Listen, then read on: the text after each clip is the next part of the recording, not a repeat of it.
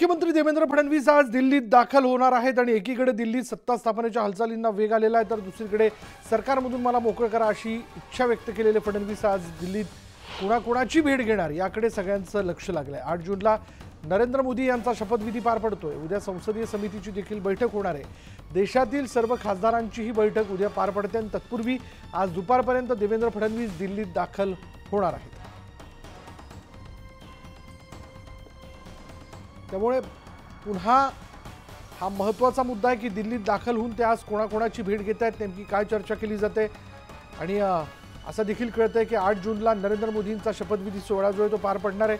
पण दिल्लीतल्या घडामोडी वेगाने घडत आहेत, याबद्दल अधिक जाणून घेऊयात। आमचे प्रतिनिधी राहुल जुरी आपल्या बरोबर आहेत। राहुल, काय अपडेट?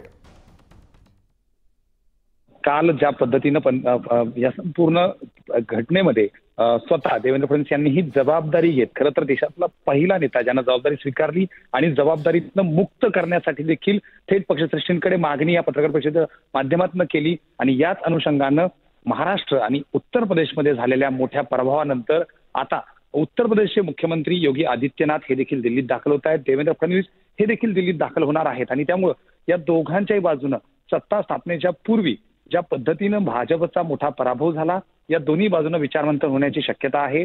पक्षश्रेष्ठी स्वतः योगी आदित्यनाथ आणि दुसऱ्या बाजूला देवेंद्र फडणवीस या दोघांच्याही बाजूनं या ठिकाणी जे आहे ते महाराष्ट्रात का नेमकं काय घडलं, उत्तर प्रदेशमध्ये नेमकं काय घडलं, काय चुकलं, काय बिघडलं, कुठली समीकरणं कोणत्या पद्धतीनं चुकीच्या पद्धतीनं गेली, या सगळ्याचा आढावा जो आहे तो आज दिल्लीत होणार आहे।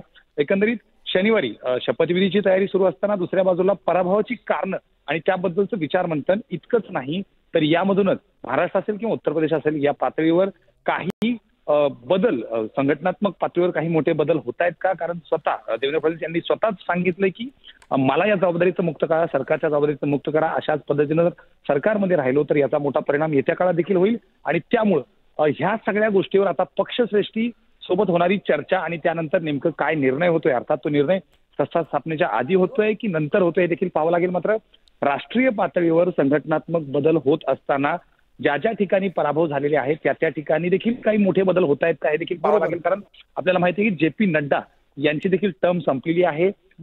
शिवराज सिंग चौहान, मनोहरलाल खट्टर अशी काही महत्वाची नावं ही राष्ट्रीय अध्यक्षांच्या चर्चेत येत असताना ज्या 2 राज्यात मोठा पराभव झाला त्या राज्यात देखील संघटनात्मक पातळीवर मोठा काही बदल होतोय का हे देखील पाहावं लागेल, बघावं लागणार आहे। धन्यवाद राहुल या सगळ्या तपशिलाबद्दल।